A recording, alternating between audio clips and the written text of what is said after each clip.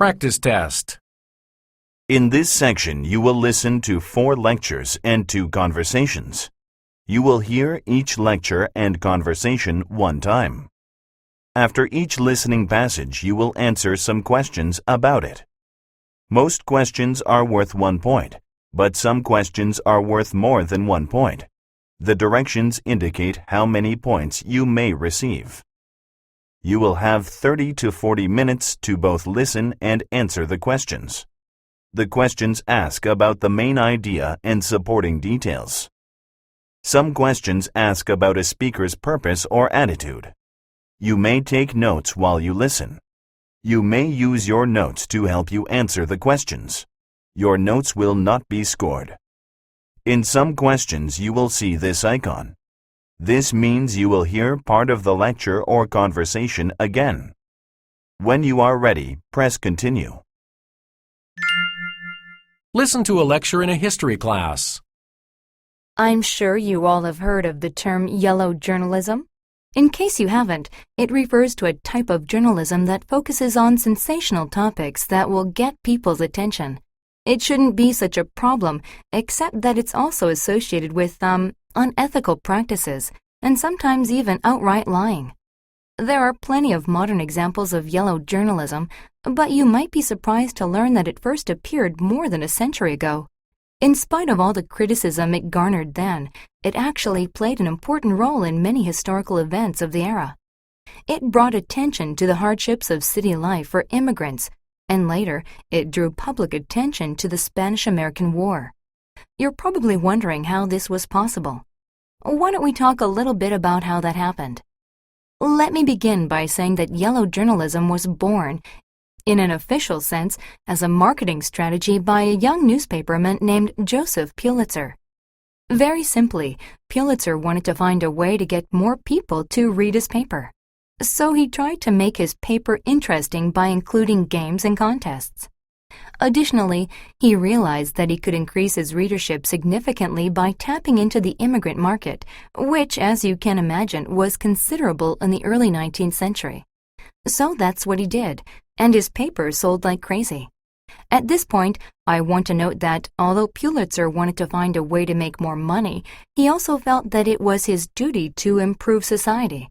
So, although he ran sensational headlines like "Lines of Little Hearses" or, how babies are baked to catch people's attention, many of the articles were relevant to current events and society, especially to the immigrant community of New York City. Pulitzer's enterprise became quite lucrative, and it inspired another young man named William Hearst to follow in his footsteps. Hearst used many of the same techniques as Pulitzer. His paper featured attention-grabbing headlines, and its stories usually involved crime or celebrity scandals. Furthermore, at only 1 cent, his newspaper cost less than Pulitzer's. As readership grew, Hearst had to search high and low to keep finding scandalous material to draw readers. Many times, Hearst was criticized for embellishing stories, and when there was no story, Hearst was happy to stir one up. This was sort of the case with the Spanish-American War. See, prior to the outbreak of the war, Hearst supposedly told one of his reporters that he would furnish a war for him to cover. And when the war finally did break out in 1895, it was on the front page nearly every day. Political cartoons depicted the Spanish as brutal and cruel. The articles were not always accurate. That is, until Hearst himself traveled to Cuba to cover the events. Interestingly, although historians all pretty much agree that Hearst played a very minor role, if any, in starting the war, many say that his coverage later in the war helped promote awareness about the realities that the Cubans faced under Spanish rule.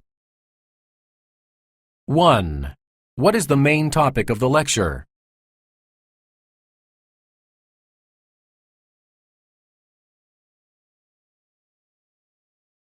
2. Listen again to part of the lecture, then answer the question. In case you haven't, it refers to a type of journalism that focuses on sensational topics that will get people's attention. It shouldn't be such a problem, except that it's also associated with, unethical practices, and sometimes even outright lying. There are plenty of modern examples of yellow journalism, but you might be surprised to learn that it first appeared more than a century ago. What does the professor imply when she says this? There are plenty of modern examples of yellow journalism, but you might be surprised to learn that it first appeared more than a century ago.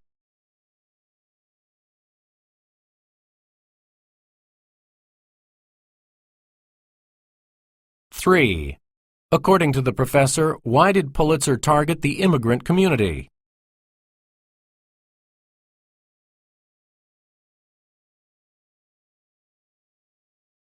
Four. What does the professor imply when she says this? Very simply, Pulitzer wanted to find a way to get more people to read his paper.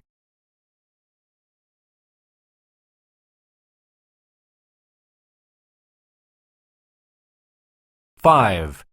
What is the professor's attitude toward Hearst's role in the Spanish-American War?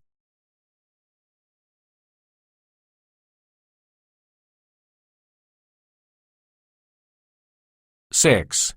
How does the professor organize the information about yellow journalism that she presents to the class?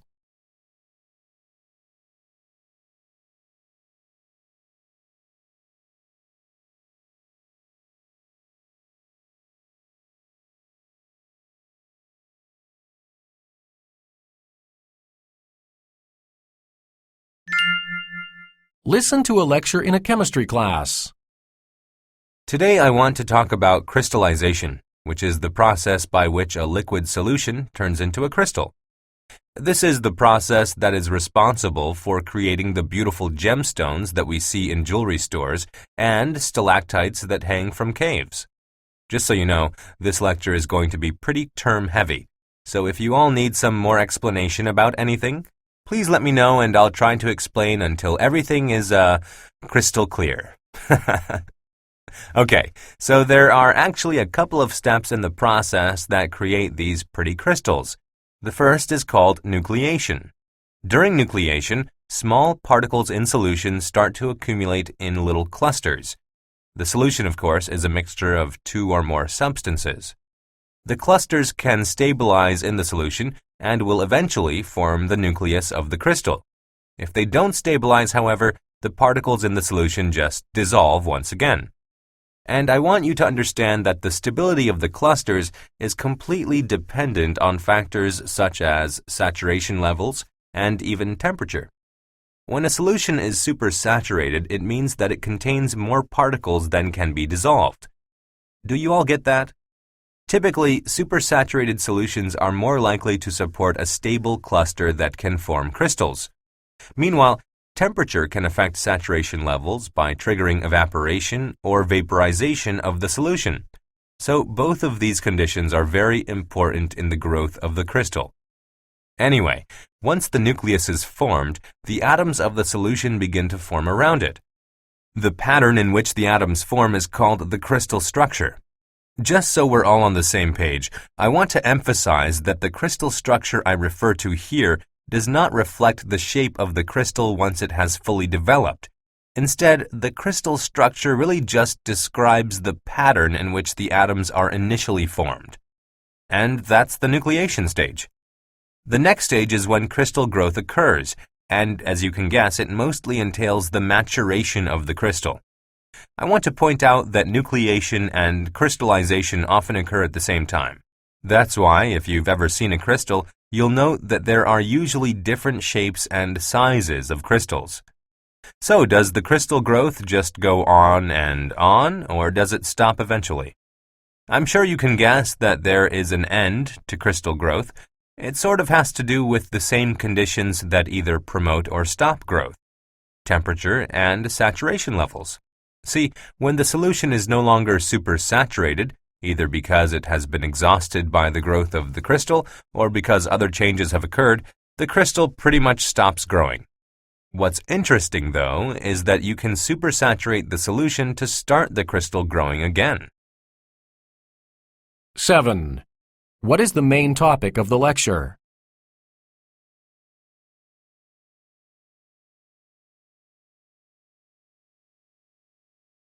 8. Listen again to part of the lecture, Then answer the question. This is the process that is responsible for creating the beautiful gemstones that we see in jewelry stores and stalactites that hang from caves. Just so you know, this lecture is going to be pretty term-heavy, so if you all need some more explanation about anything, please let me know and I'll try to explain until everything is crystal clear. Why does the professor say this?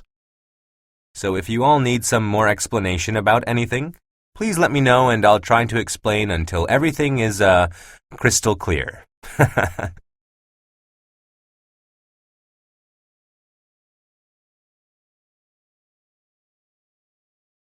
9. What is the professor's attitude toward crystals?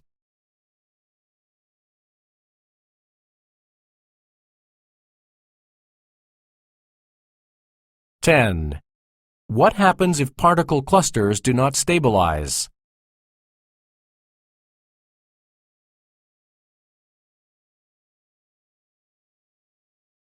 11. How is the discussion organized?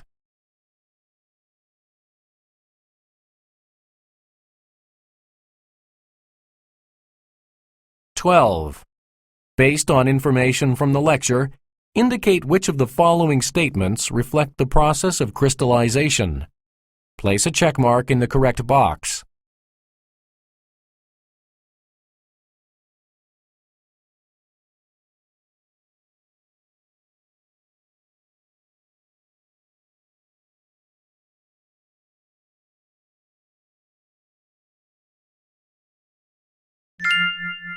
Listen to a conversation between a student and a university employee.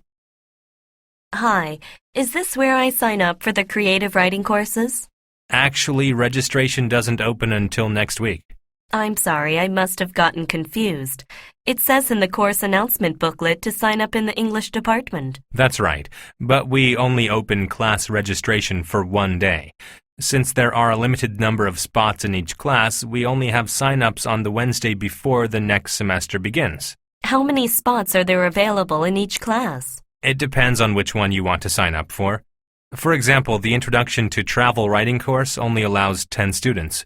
The more general courses allow slightly more students, but to tell you the truth, we need to keep it pretty low. Otherwise, there are too many people for it to be good for anyone, you know? Yeah, that makes sense. I don't think people have the opportunity to learn if the class is too full. But anyway, how does signing up work exactly? Is there a line around the building or something? I'll bet it gets pretty crowded. Oh yeah, definitely. Some students start showing up really early, like at 5 a.m. I don't really understand why they do that, since it's not like signing up means you automatically get into the class. It doesn't? Then why even have sign-up sessions? I know it seems pretty convoluted. The sign-up is for the professors to get an idea of how big the student pool will be in the fall. After you've signed up for the course, you'll be on the professor's list. But if you don't show up to the first class, you'll get kicked out of the course. So all I really have to do is sign up and then show up to the first day of class next semester? Nope, that would be too easy. The fact is there will definitely be more students than spots, so the professor will have everyone write and submit a sample. Really? So after putting us through all this, we still have to prove ourselves again later? There must be a lot of people trying to get into these classes. You're right, but don't worry about it. Just do your best. And even if you don't get in this semester, you can try next semester. Just be sure to sign up on Wednesday or you won't even have a shot. 13. Why does the student visit the English department?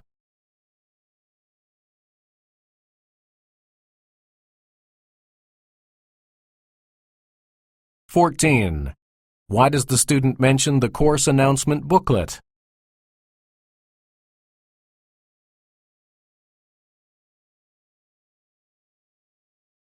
15. What is the first step that a student hoping to take a creative writing course has to take?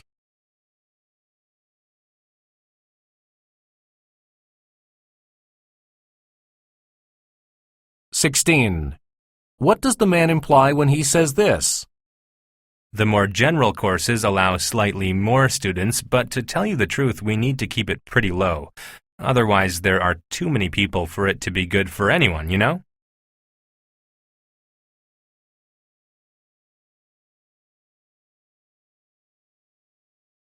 17.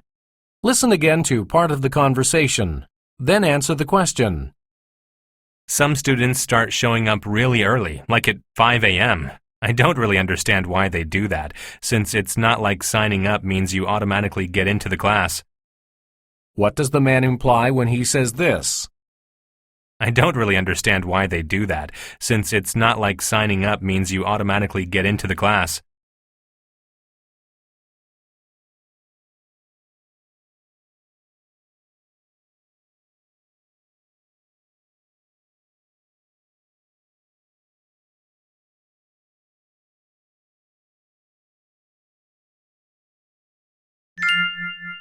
Listen to a discussion in a psychology class. This week we've been reading about dreams. For the discussion section, I asked you to consider the following question. How can humans interpret their dreams to promote understanding about the self? What did you all come up with? I found that Freud actually had a set of processes that he said are responsible for making dreams so incoherent sometimes, but by understanding the processes, it would supposedly be easier for people to understand what their dreams mean. You know, I don't find that surprising at all. Freud was one of the first to study sleep and dreams, and to this day he remains a big influence in the field. Anyway, can you describe the processes that Freud came up with? If I remember correctly, the first is, condensation. The idea is that sometimes in dreams, ideas or people or events will be condensed into a single dream image. Good. Do you all understand that? An example of condensation is when you dream of a character that looks like your dog, but has the voice of a childhood friend. How about the second process? The second process is called displacement. It's when the dreamer redirects emotions or actions to a seemingly unrelated image. Like if a person was angry at their friend, he might dream about breaking a possession dear to the friend instead of actually hurting the friend. That's a great example. If you all are clear on that, I'd like to move on to the third process, symbolization. This process is tricky because it pretty much requires that people interpret their dreams on a symbolic level and not a literal level. I'm not sure I understand. Does it mean that nothing in dreams can be taken at face value? More or less. It's pretty, it's hard to apply this idea considering that so many people will have so many different subjective views on symbolism in their dreams. So I'm not so sure that it's realistic to expect people to have any real use for symbolism. But, maybe you all disagree. Would someone care to share the symbolic meaning of a dream they once had? One time I had a dream that I was waiting at a stoplight, and it seemed like forever that I was waiting there. So finally, I just got fed up and started driving without waiting for the light to turn green. I just went. It didn't even matter if there were police around. Interesting. So the literal meaning of that dream is that you have no respect for laws. But what do you think the symbolic meaning is? I realized I was just feeling restless at the time. It was right before the semester was about to start, and I just wanted to go already.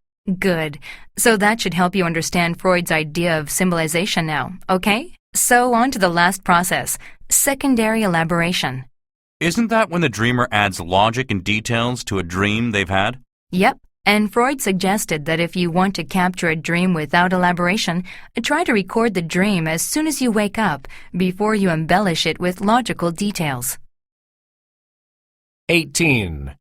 What is the lecture mainly about?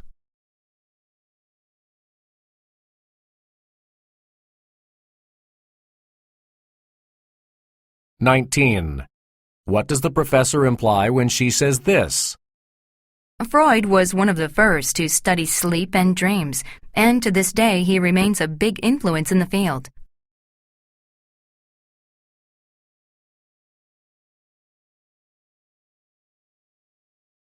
20. Listen again to part of the discussion, then answer the question. That's a great example. If you all are clear on that, I'd like to move on to the third process, symbolization. This process is tricky because it pretty much requires that people interpret their dreams on a symbolic level and not a literal level. I'm not sure I understand. Does it mean that nothing in dreams can be taken at face value? Why does the student say this? Does it mean that nothing in dreams can be taken at face value?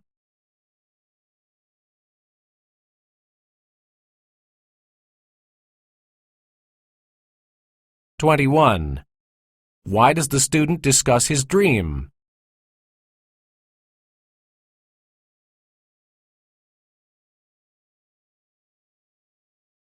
22. What is the professor's attitude toward examining dream symbols?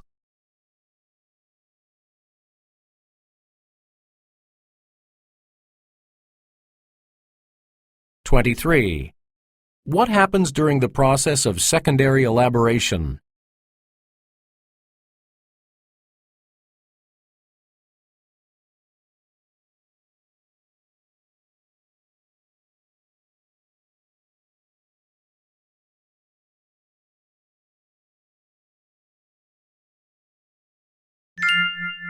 'Listen to a lecture in a physics class. Let's move on to simple machines. You probably remember that in physics, a simple machine is any mechanism or device that requires force from only one source in order to work. In class, we only had a chance to get sort of a broad overview of these machines. But today I want to go into more detail about the types of simple machines there are and the kind of work they perform. Why don't we start with the pulley? In a nutshell, a pulley is kind of like a wheel that has a groove in it. Then there's a rope that runs through the groove in the wheel. The pulley is used to change the direction of the force that is applied to the rope. So in the most basic pulley systems, you pull the rope to help lift something that is attached to the other end of the rope. I'm sure you've all seen pulleys at work before. Now, there are three types of pulley systems that I'd like to discuss. The first type is called a fixed base pulley. For this type, the axle of the wheel is secured in one place, and when you pull on the rope, you basically just change the direction of the force currently on the rope. Does that make sense to you? So when you pull on the rope, it makes it easier to lift whatever is attached to the other end of the rope. Let me give you an example. Okay, right. Picture this. Imagine a fixed base pulley as the type used on flagpoles to help people raise flags. It doesn't seem like that kind of pulley would really be useful for anything but raising something light, like a flag. There's a kind of pulley that can lift heavier things, right? That's right. It's called a movable base pulley. You probably guessed that the main characteristic for this type of pulley is that the pulley, the wheel's axis, moves. This is pretty helpful, especially if you want to multiply the force being exerted on the rope. When you multiply the forces on the rope, you're increasing the mechanical advantage of this simple machine. This means that when you pull on the rope, you will have double the force on the object attached on the other end. Okay, let's move on to the last type of pulley, the compound pulley. A compound pulley mixes both fixed base and movable base pulleys. Compound pulleys are a good way to give yourself an even better mechanical advantage over the pulleys involved in your simple machine. In theory, the more pulleys you add, the more mechanical advantage you create. But in reality, every additional pulley adds more friction. And if you have too much friction as a result of too many pulleys, you eliminate any advantage that you might have gained. 24. What is the lecture mainly about?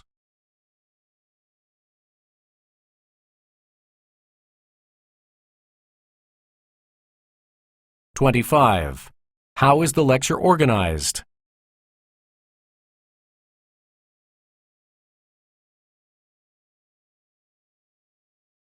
26. Listen again to part of the lecture, then answer the question. Let me give you an example. Okay, right. Picture this. Imagine a fixed base pulley as the type used on flagpoles to help people raise flags. It doesn't seem like that kind of pulley would really be useful for anything but raising something light, like a flag.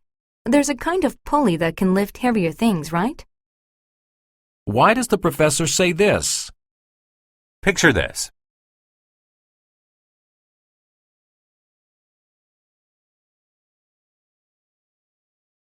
"27. What is the student's attitude toward fixed base pulleys?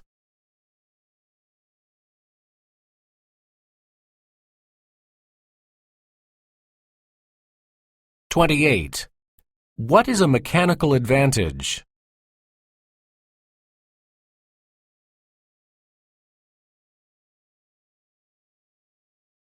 29. Based on information from the lecture, indicate whether the statements describe a fixed base pulley, a movable base pulley, or a compound pulley. Place a check mark in the correct box.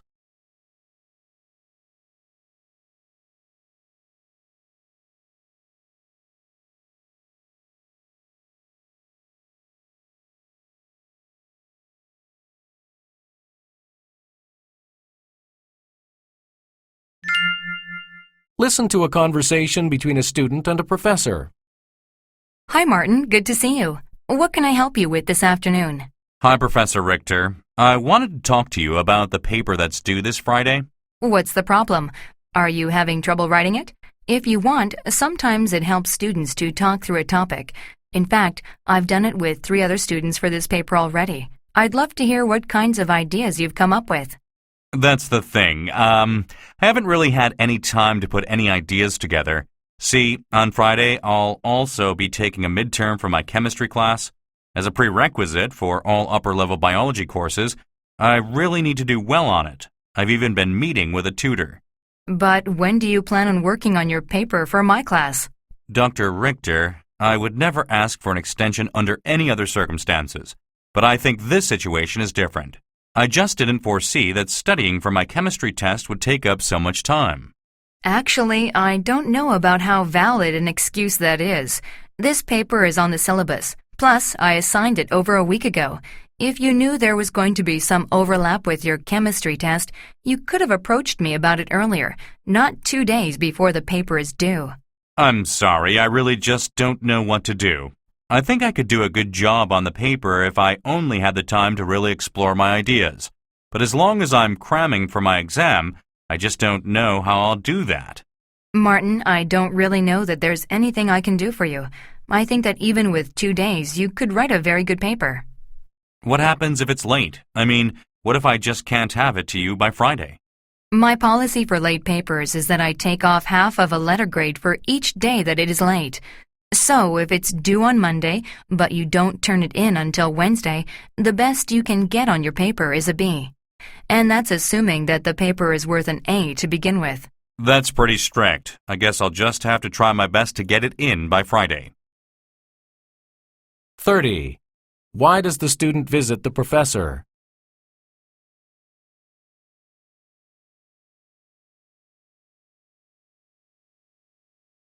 (31) Why does the student mention his chemistry class?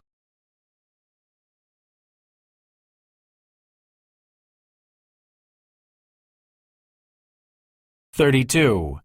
Listen again to part of the conversation, then answer the question.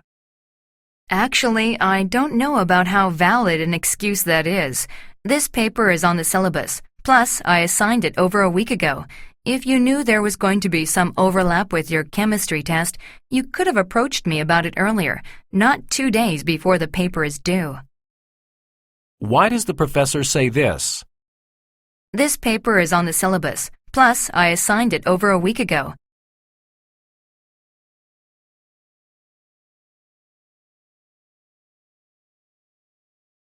33. What is the professor's attitude toward the student's problem?